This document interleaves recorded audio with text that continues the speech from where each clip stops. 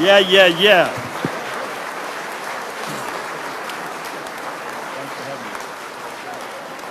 Thank you. Wow. It is good to be back. You know, maybe one of these years I might even get an office in this building.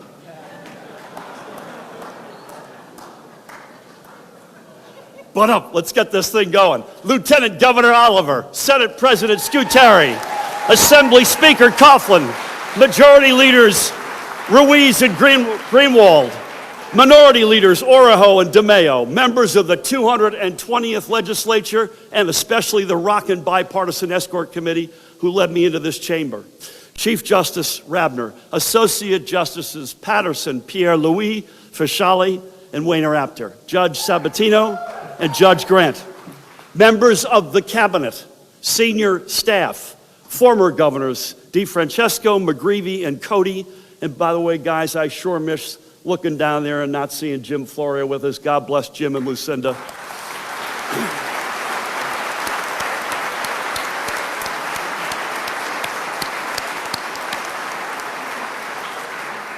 First Lady Tammy Murphy and our sons Charlie.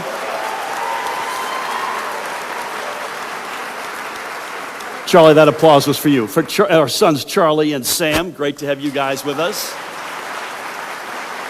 Distinguished faith leaders, honored veterans, first responders, leaders in organized labor, special guests, friends, and my fellow New Jerseyans. The last time we were together here was just days after Russia's malicious invasion of Ukraine. For more than 10 plus months, the bravery and strength of the people of Ukraine in fighting back against Russia's barbaric aggression has been nothing short of inspiring. I am incredibly honored that we are once again joined by His Eminence Metropolitan Antony. God bless you, and His Eminence, amen. And His Eminence, to his right, Archbishop Daniel, representing the Ukrainian Orthodox Church of the United States of America, which, by the way, is headquartered in Somerset, right here in New Jersey.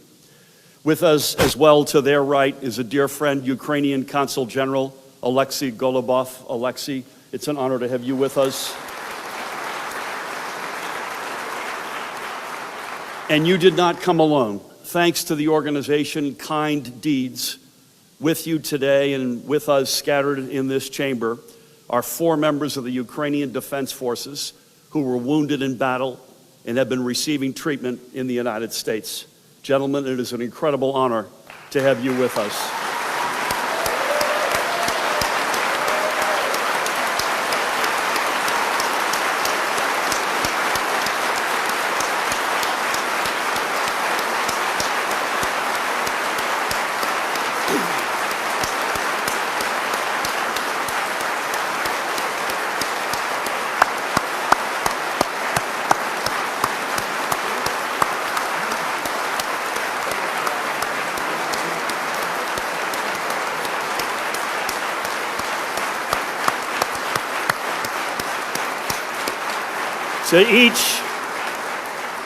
To each of you gentlemen, I restate that New Jersey proudly stands with the freedom-loving people of Ukraine in this moment of crisis, and we will do so for however long it takes.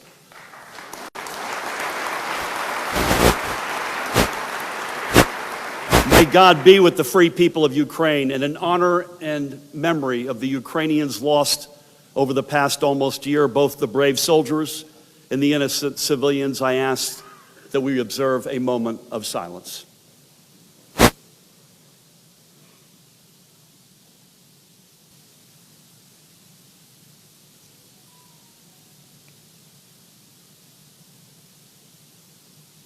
Thank you. Slava Ukraini. Amen.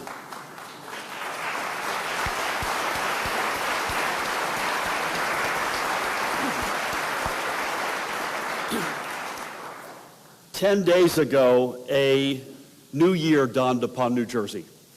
With the close of 2022, we ended our 5th year of partnership to make New Jersey the stronger and fairer state we know it must be to support our future ambitions.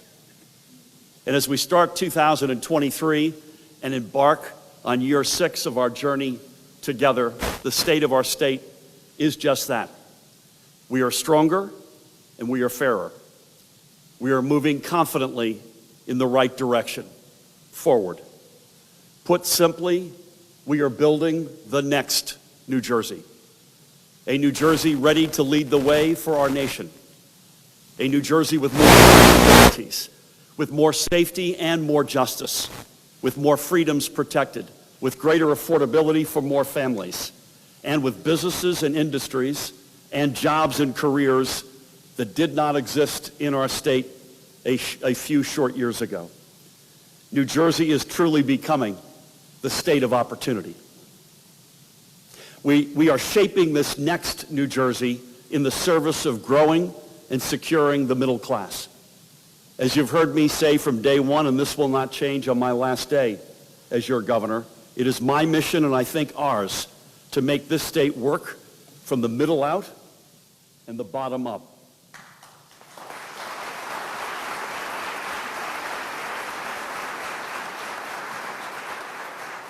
I know where I came from, and that is why I always know who I work for.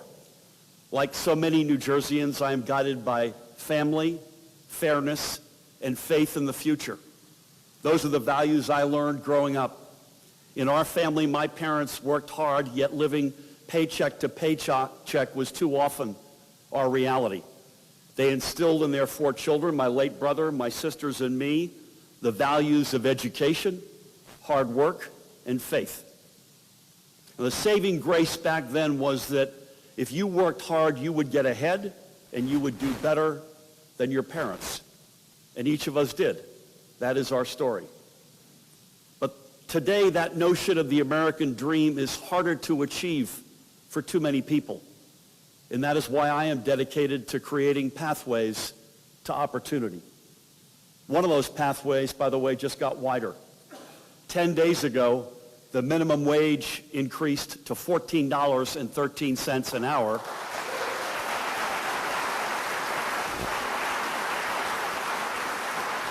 And that is an increase that will help more than 400,000 New Jerseyans better provide for themselves and for their families. They are better off because we worked together to strengthen the road to the middle class. And I thank you. Anyone who is willing to work hard should be able to do better than those who came before them. Everyone deserves a fair shot, and at the same time, everyone must do their fair share. Reasonable, responsible government is back and paying dividends for New Jersey's families. We are rebuilding the American dream right here, more expansive and inclusive than ever before, for all willing to put in the work. So today, every New Jersey family can be proud to live in a state which in so many ways is not just a model for our nation, but is leading our nation. Leading in building a modern economy that doesn't just create good jobs today, but has the staying power to keep creating good jobs well into our future. Leading by centering our economic future around our best in the nation public education system, so every child in every community is given the skills they will need to compete and to win. Leading by leaning into the clean energy economy to not just power our future, but to fight back against climate change. Leading in prioritizing youth mental health through comprehensive means that don't just connect kids with resources, but which empowers parents and educators to identify negative signs and then provide positive support. Leading in maintaining and preserving every woman's right to personal reproductive freedom.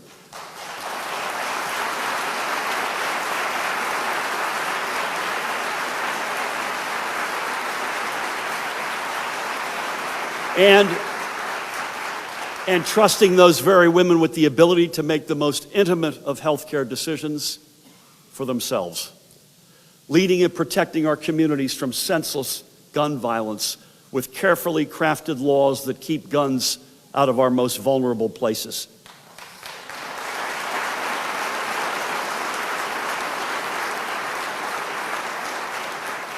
Leading in recognizing the inherent value that every member of our proud LGBTQIA+ community brings to our state, and ensuring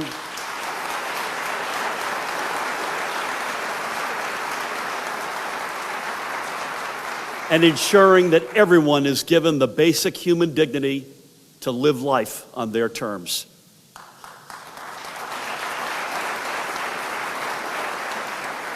Leading as we are through the work of the Lieutenant Governor of the Rockin', Sheila Oliver, in living up to our obligation as in her capacity as Community Affairs Commissioner to ensure that every New Jersey family has access to a safe and affordable place to call home.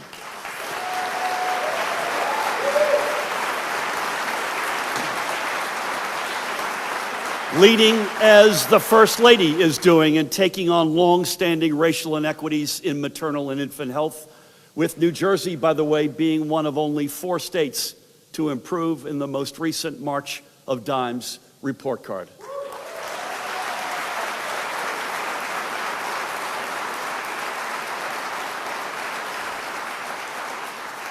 Leading by living up to our obligation to make the word justice ring true in every community, and to not just undo the injustices of the past, but to fix what was broken.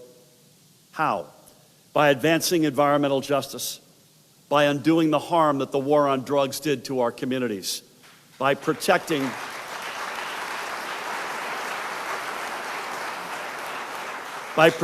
our sacred voting rights, by standing strong against the ever-present and sadly rising tide of hate and intolerance, and by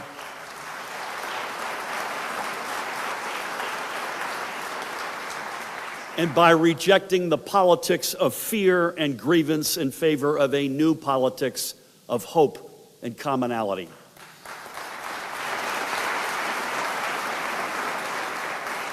Now, surely fostering a stronger, fairer, responsible, more affordable, and growing New Jersey is what each and every one of us here were elected to do.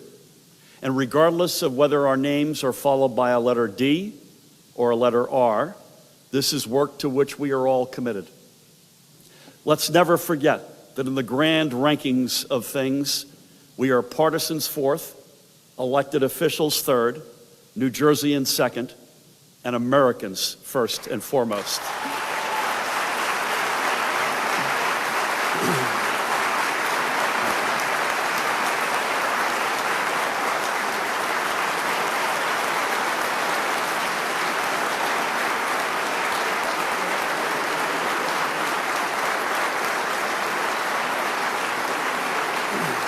Amen.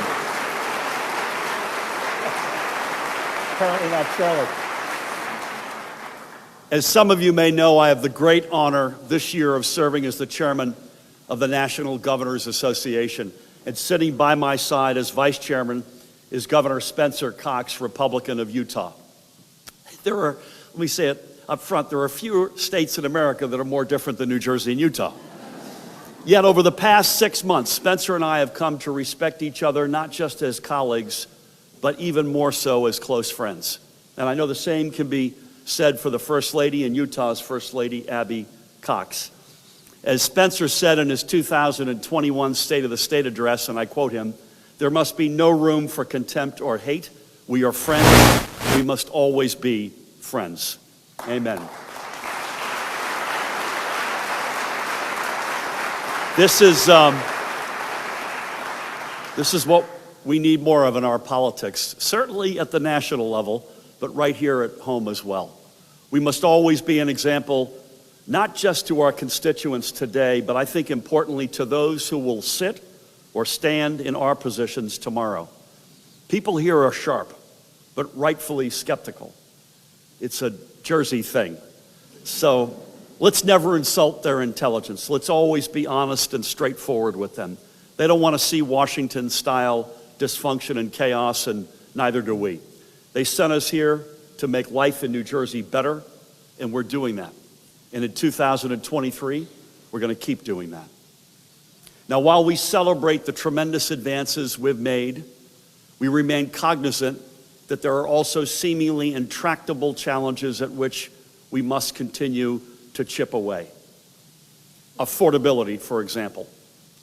Together, we created the Anchor Property Tax Relief Program, a historic $2 billion investment in direct property tax relief. This is money literally that's going right back into the pockets of roughly 2 million New Jersey middle class and working homeowners, seniors, and tenants, households in which, by the way, well more than half of our residents live.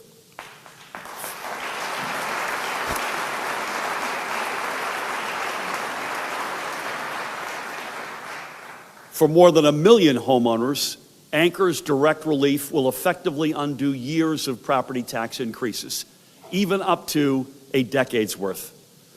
Let me frame it this way. A middle-class family that's making our state's average household income, and that's just under $125,000, and that same family is paying our statewide average of $9,300 of property taxes. That family is going to receive $1,500 in direct relief, effectively dropping their property taxes to a level not seen since 2011. And then on top of that, for nearly 1 million renters, Anchor's tenant relief will cushion rent hikes. And by the way, with us here today is one of the millions of New Jerseyans who stands to benefit. Josimara Espindola Conti. I think you own your home in Robbinsville, right?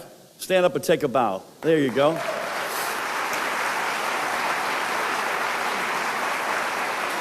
So, Josimara has applied for her Anchor relief, and I asked you to join me in making sure every other eligible family does as well. And today, working with the Senate President and the Speaker and Treasurer Liz Moyo, I am proud to give them an extra month to do so. So, folks,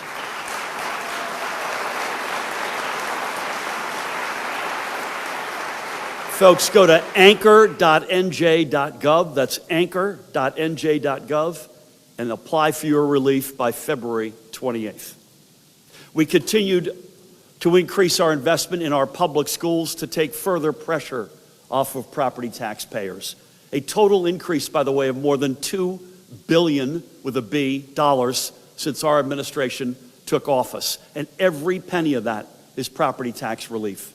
We enacted again together a state-level child tax credit on top of more than a dozen other tax cuts for our middle class and working families, seniors, and veterans.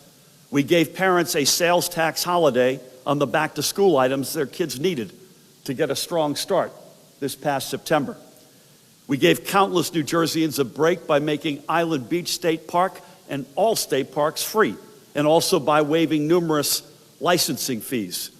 And we started a streak of 3 consecutive credit upgrades because the rating agencies trusted our leadership. By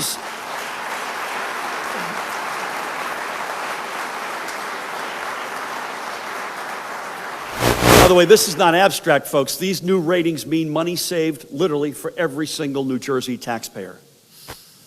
So in 7 weeks, I'll be back here to unveil my proposal for the upcoming fiscal 2024 budget. And making New Jersey more affordable for our families and seniors will again be central in the plan that I present to you. But I remain incredibly proud of the work we have done again together in this current budget to make our state more affordable.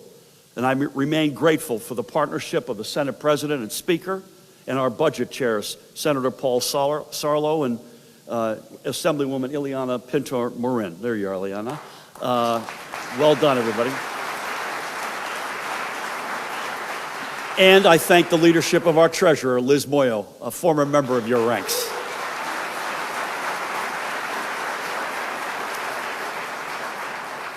And as we continue our work to keep our families secure in their homes, we will continue to our work to make them feel safer in their communities. I noted our ongoing efforts to end the epidemic of gun violence that infects too many of our communities, and not just around our state, by the way, but across the country. Because of New Jersey's strong gun safety laws, in 2022, we saw shootings go down 26% and gun homicides go down 17%.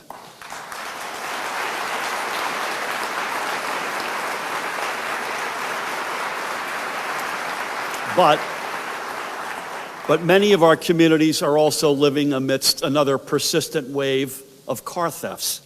Over the past year, our administration has focused clearly on this problem. We grew the state police's auto theft task force to give it greater ability to investigate and disrupt car theft rings, including adding new detectives and prosecutors. Police pursuit policies were revised to explicitly permit the pursuit of stolen vehicles. And then we marked $10 million in federal American Rescue Plan funds to purchase and install automated license plate recognition technologies for local police to better track and trace not just the stolen vehicles, but importantly, those being used to shuttle would-be car thieves into targeted neighborhoods. These steps, thank God, are already helping to bring down the numbers of car thefts. From September through December, car thefts were down 13% from the same 4 months in the previous year. And together,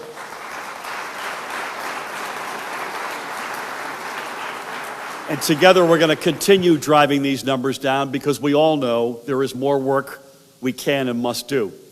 In fact, 3 months ago, I stood alongside legislative leaders from both houses to unveil a package to further tighten our laws against car theft. So I ask you today, with humility, to make passing these measures a top priority. And if you send these bills to my desk, I will enthusiastically sign them.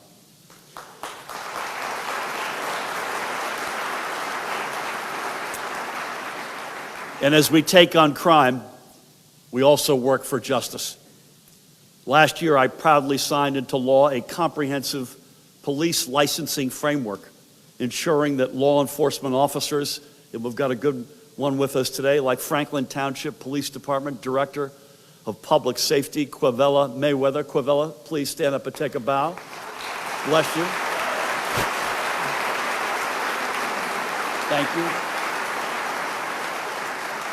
Stay safe, please. So we stood together and put in place something that both recognized law enforcement officers as the highly trained and skilled professionals that they are, and at the same time that they're held to high and uniform standards. And we saw the continued expansion of our transformative Arrive Together program, which pairs law enforcement officers with mental health screeners to respond to individuals experiencing a behavioral health crisis.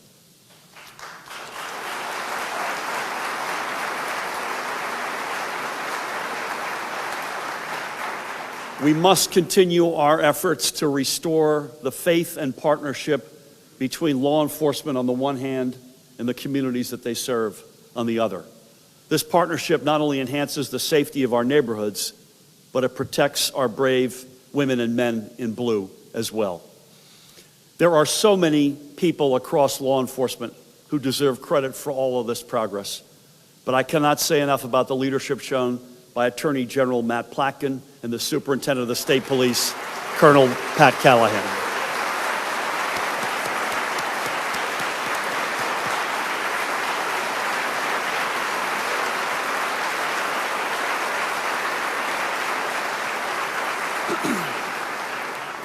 Thank you, gentlemen, and let there be no doubt New Jersey is a safer state today. We're also going to continue to provide our families with the spaces where they can safely play and exercise and enjoy our state's unrivaled beauty. We announced the final purchase of the land that will become the Garden State Greenway. That's the conversion of 9 miles of abandoned railroad track bed from the People's Republic of Montclair to Jersey City.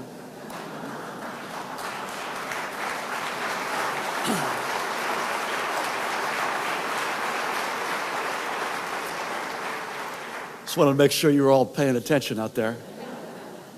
9 miles into a linear park that will rival any other of its kind, dwarfing Manhattan's High Line. To give you a sense of what that means, 9 miles, Manhattan's High Line, 1.45 miles.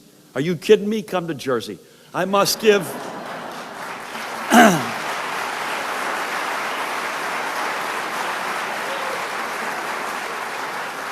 a huge amount of credit to the team of the Department of Environmental Protection, headed by that guy, Commissioner Sean LaTourette.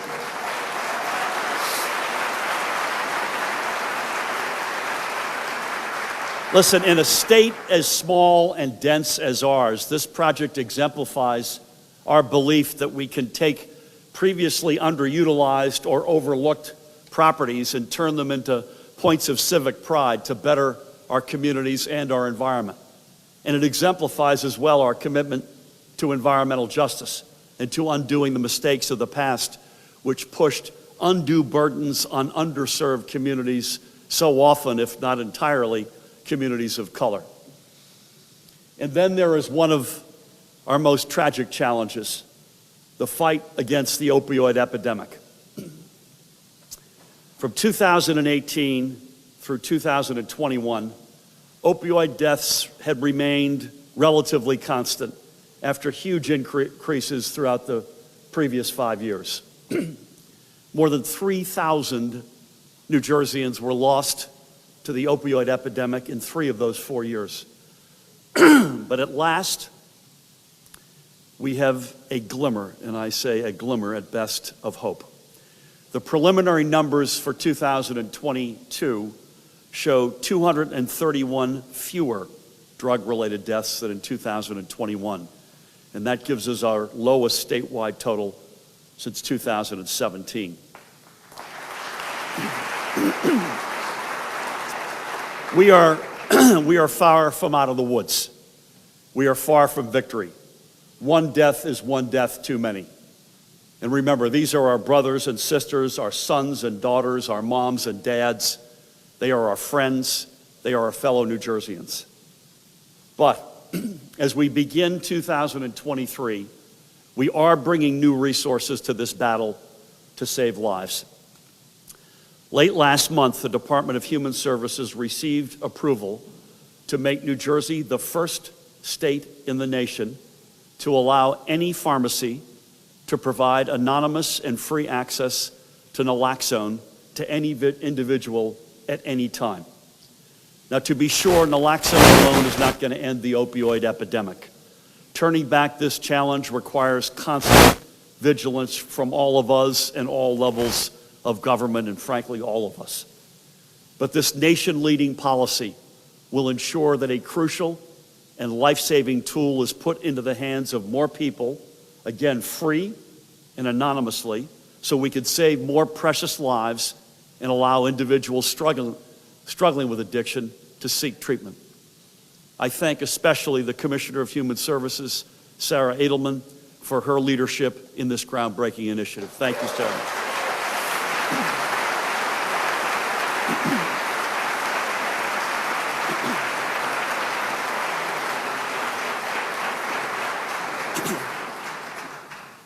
And COVID remains a public health reality, even though the numbers of people in our hospitals are less than 1/3 of what they were a year ago and half of what they were 2 years ago. Meanwhile, the flu and RSV are combining to further complicate things. These viruses are persistent adversaries, to be sure, but we have stronger weapons in our arsenal. First, we have the vaccines, and we encourage everyone to get their COVID booster and their flu shot. And second, we have another weapon, one that needs no introduction, Health Commissioner Judy Persichilli.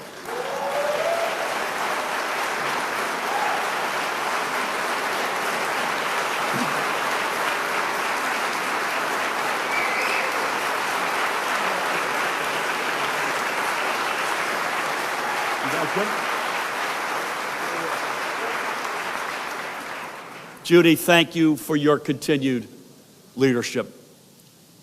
So, keeping families secure in their homes, safe in their communities, and able to get the treatment that they may need reinforces one of the most basic roles of government, a role outlined, by the way, by one of the first lines in our state's Constitution, and I quote our Constitution: "Government is instituted for the protection, security, and benefit of the people."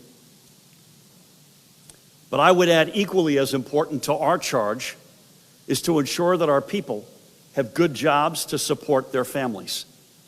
And in this too, we have not only seen great successes in growing new economic opportunities over the past 5 years, but we are setting New Jersey up for an even more prosperous future. Before our administration took office, our economic focus could be summed up as: find a big company, any company, throw a big enough tax break at them to get them either to move to or to stay in New Jersey.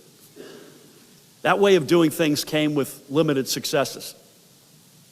But I would add that the true downside of that way of doing things was that behind it, there was no strategy.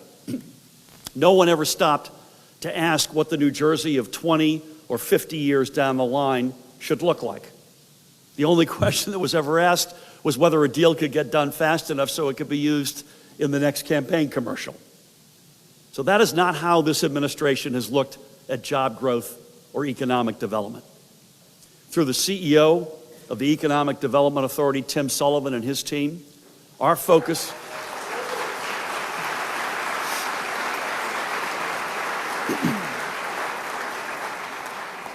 shamelessly fishing for applause for Tim. Through Tim and his team, our focus from day one has been to make New Jersey the place where the companies of tomorrow will come and plant their flags. We worked together again to overhaul our entire offerings of economic incentives to make them more responsive to our economic realities, more focused on our core economic strengths, and more persuasive to the key business sectors and startups we know have the ability to grow over time, including, by the way, a way cool first-in-the-nation public-private venture fund. When we first proposed our reform incentives program, I noted that we needed to be nimble and to work at the speed of business. So today, in that spirit, I call for us to live up to this by coming together to make a necessary update. We have to recognize that in the new post-pandemic business environment, not every job created for a New Jerseyan is going to be housed in a physical office in New Jersey. For many New Jerseyans, working remotely is here to stay. So let's take this moment to focus on incenting jobs in New Jersey wherever they are, regardless of whether they're in an office building in Newark or at a kitchen table in Cherry Hill. And at the same time, let's also make developing new green spaces and urban parks part of our incentive program too, because they can have just as much of a positive impact on the life of a community. And also at the same time, let's also continue the work of modernizing our infrastructure. We finally broke ground on the new Portal North Bridge, and I was tremendously honored to have President Biden by my side when we ceremonially did so. And numerous projects along NJ Transit's rail lines are moving forward. Projects that will improve the customer experience, improve reliability, and improve on-time performance. Additionally, and importantly, the project to build those long-awaited new rail tunnels under the Hudson River also moved forward. And because of our partnership with New York, Amtrak, our congressional delegation, this White House, and the previous White House, we recently received a $292 million federal grant, the first of what we anticipate to be many awards to get this project done. And here's what that will mean. In simple terms, it'll mean fewer delays. And if by example, for everybody, but if you commute on the Raritan Valley line and have been waiting for your one-seat ride into New York Penn, this will be your ticket. Now, she's not here because she's in Washington right now fiercely representing New Jersey's interests, but everything infrastructure goes through our terrific Commissioner of the Department of Transportation, Diane Gutierrez-Scacchetti.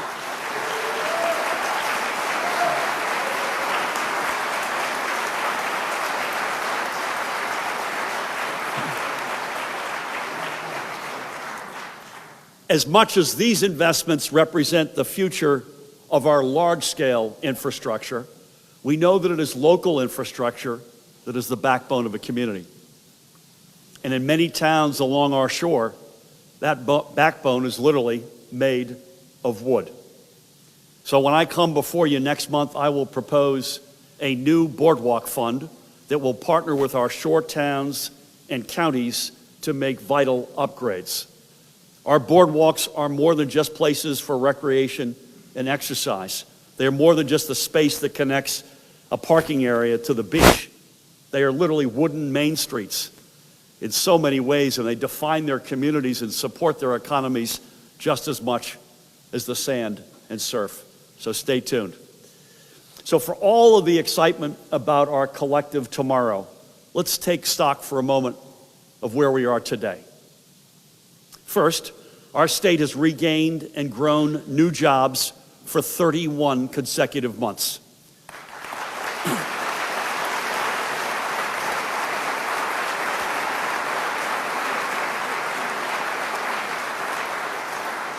Our unemployment rate stands at 3.4%.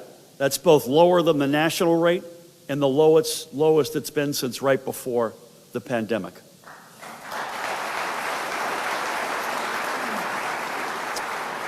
Moreover, in the third quarter of 2022, and that's the most recent quarter for which we have the data, New Jersey's GDP grew 3.9% above the level of the second quarter. That's the 10th biggest jump in the nation and the highest growth rate of any state in our entire northeastern neighborhood.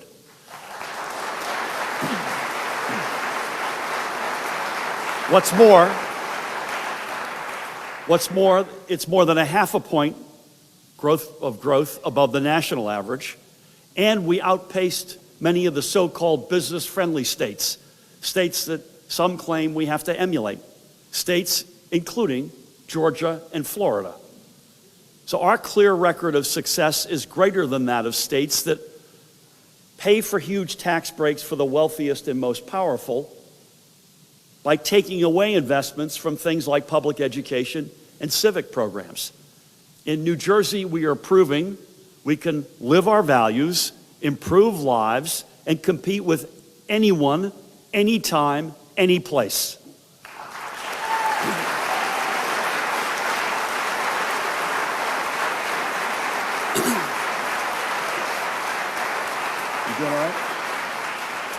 But even more than that, those states are not the leaders in new and emerging industries. We are. We are primed. We are primed to be a leader on the East Coast in offshore wind and a national leader in component manufacturing and logistics for the wind industry as a whole.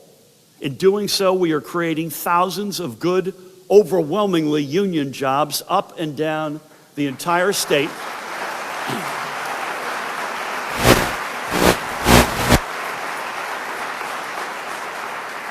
All over the state, but especially in places like Gloucester and Salem counties, where the Paulsboro manufacturing facility and the New Jersey wind port are taking shape.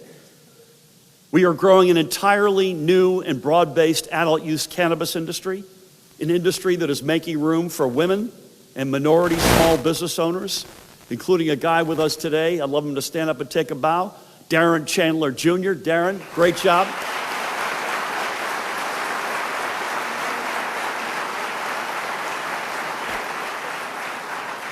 Keep up the great work.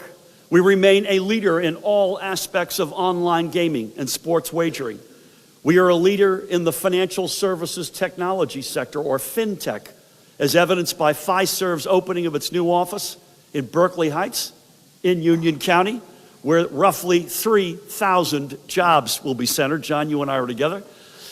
We are taking full advantage of our location to be a global trading hub, as evidenced by the clothing retailer Uniqlo's decision to put their major logistics operations in Phillipsburg, in Warren County.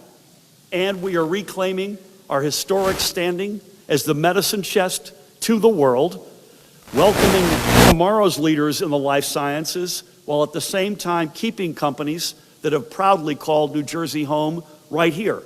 And one example is Roche, which is expanding its manufacturing footprint and creating new jobs in Branchburg in Somerset County.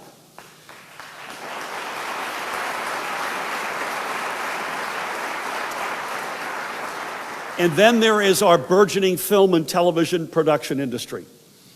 The numbers for 2022 are still being tabulated, but the numbers for 2021 were recently finalized.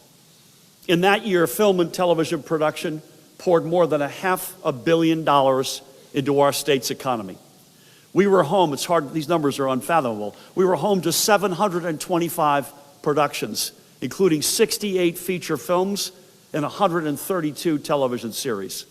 And these productions collectively created more than 5,500 jobs, again, almost entirely union jobs. In just over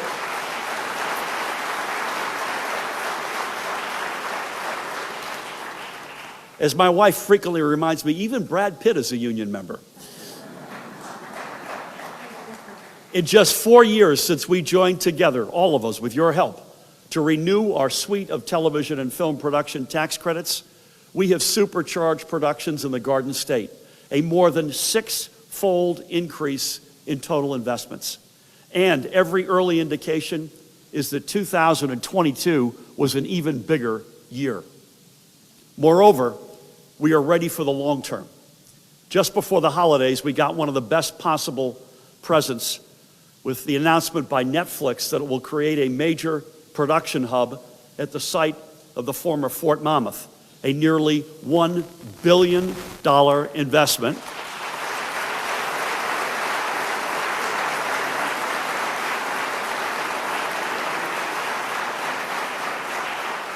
That will create thousands of permanent and, again, overwhelmingly union jobs. This investment underscores our emergence as a world-class location for television and film production. The dozen sound stages to be built, along with new housing and hospitality space, will revitalize not just Fort Monmouth, but will lift the small businesses all around it. More than anything, this investment by Netflix makes it clear to all, New Jersey is ready for our close-up. And it proves that the moves that we have made together to build our production industry have been the right ones. And on top of Netflix, Lionsgate Studio in Newark South Ward is moving closer to its own production, another huge feather in our state's cap. Listen, the motion picture industry was born in New Jersey. Fort Lee was Hollywood before there ever was a Hollywood. But like so much else, what past generations and prior politicians let get away from New Jersey, we're bringing back together. And because of the commitment of the Economic Development Authority and the New Jersey Film and Television Commission, and each of you, we are going to make sure we don't lose that again. But while we are so proud of these major companies investing in our state, and we are, we know that our economy hinges even more so on the health and vitality of our small businesses in downtowns. A movie set in one of our great and historic downtowns is a great big deal. It's a great thing. But what's even better is knowing when your Main Street is going to be just as active and just as lit up once the cameras are gone. Our downtowns, I don't have to tell you, took a beating during the pandemic, and we have committed ourselves to bringing them fully back. We have helped our downtowns and small businesses make it through some very dark times and into the recovery, which is still ongoing. We've put more than $1 billion of support out there. And together, and again, I thank you, in the budget that we passed, we maintained our $50 million investment in the Main Street Recovery Program. And the holiday season saw our downtowns bustling again, as they should be. But Main Street isn't just a place to shop. It's a place to gather. And I'm greatly aware that some of, if not the hardest hit businesses from the pandemic, were our restaurants. And few were harder hit than the small neighborhood establishments, many, if not most, family owned, that couldn't get a liquor license that is so critical to maintaining a healthy profit margin. There's no other way to put it. Our liquor licensing regime is antiquated and confusing. We rely on a foundation of rules written in the days immediately after Prohibition to govern a 21st century economy. That makes no sense. It makes no sense to restaurateurs like Aaron Ryan. Aaron, stand up and take a bow.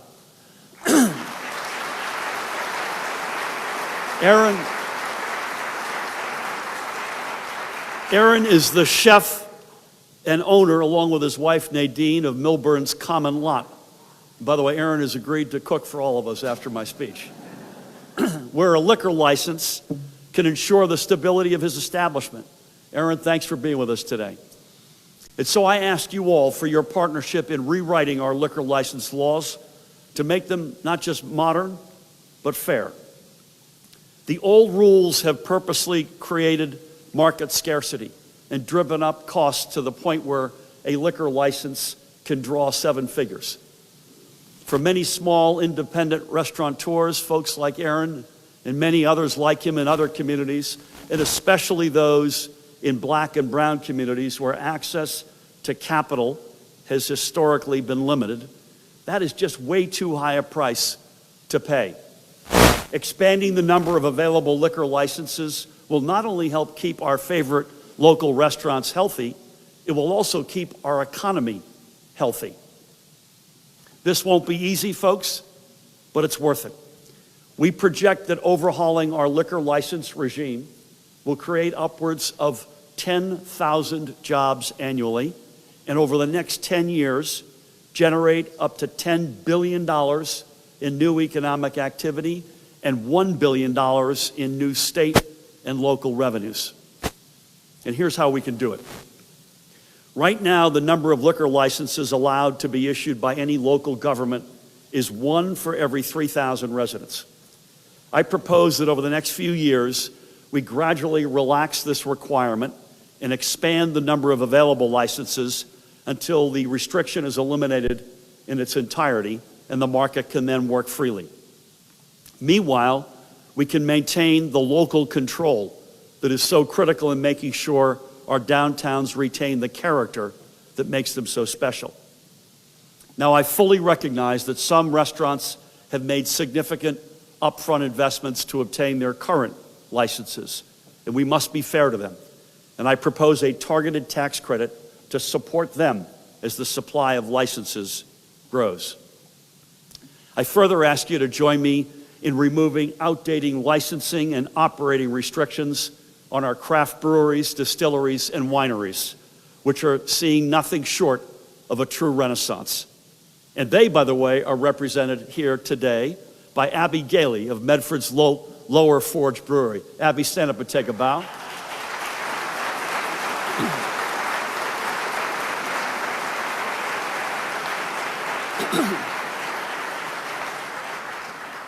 Medford, as I think some other folks up there will agree, is in the house tonight.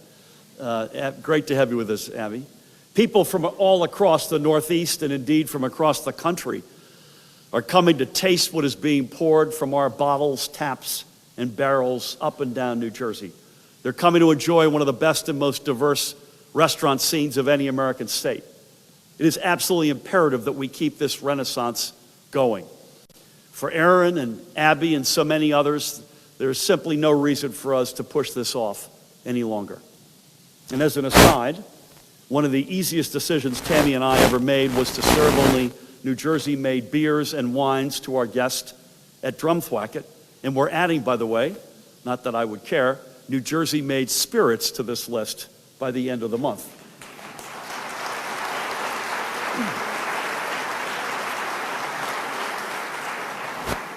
There goes the Jameson. We do this because we want to share our Jersey pride with everyone who enters the People's House. And we know this Jersey pride is bubbling up once again all throughout our state. Now, we've always had swagger. In past times, it was our line of defense against any number of slights and jokes, but not anymore. It is okay to admit it. It is cool to be from New Jersey again.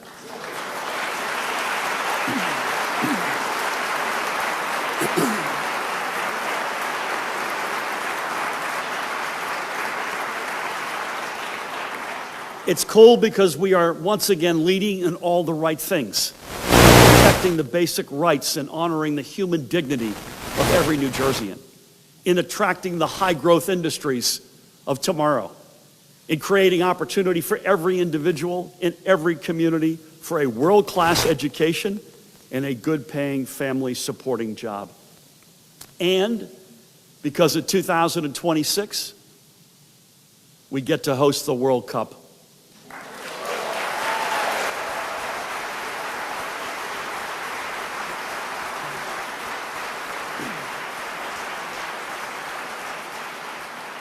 Many of us were glued to our screens throughout late November and into December cheering on the U.S. men's national team. And as in just about everything else, New Jersey played a huge part in our country's run.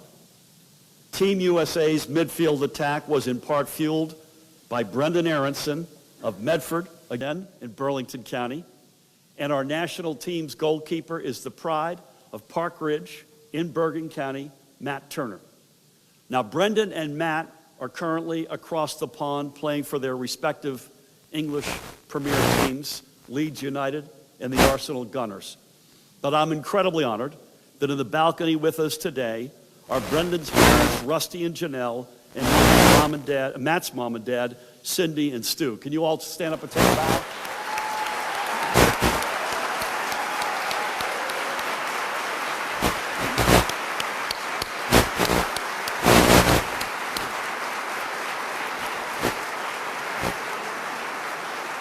So cool. On behalf of your New Jersey family, folks, thank you for all you and your sons are doing to further deepen our Jersey pride. And in 4 years, New Jersey will welcome the world to games at MetLife Stadium, and there is a real shot that we will host the final match right here in New Jersey and see the World Cup trophy hoisted on the pitch in East Rutherford, Bergen County, New Jersey.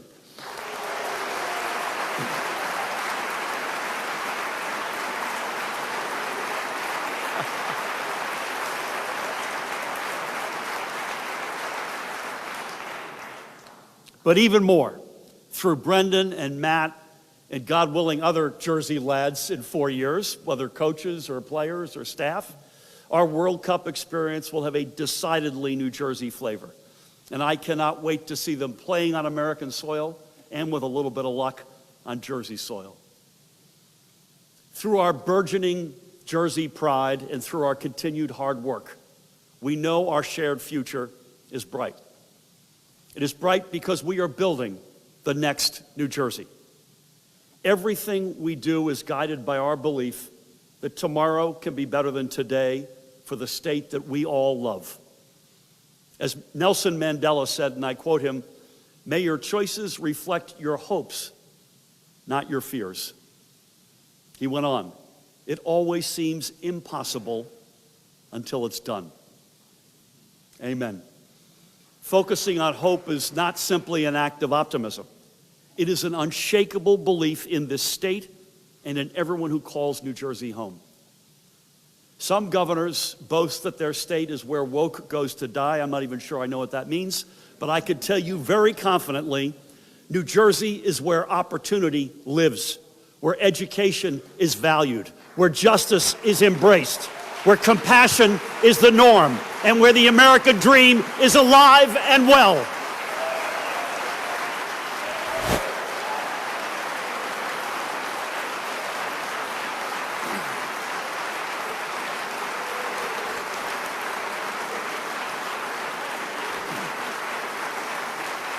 Thank you.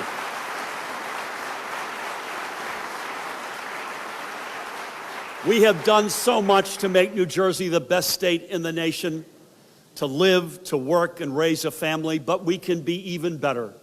We have residents who still need us to extend a hand in compassion and partnership.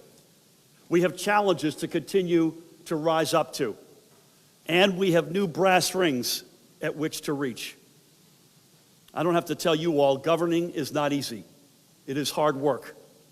But together, we have taken on everything that's come our way. We've taken on every challenge with that same swagger we're known for as New Jerseyans. And now is no time to stop and admire the view, especially when a brighter horizon remains forever ahead. Thank you all so very much. May God bless you and your families, and may God forever bless the great state of New Jersey and the United States of America. God bless you.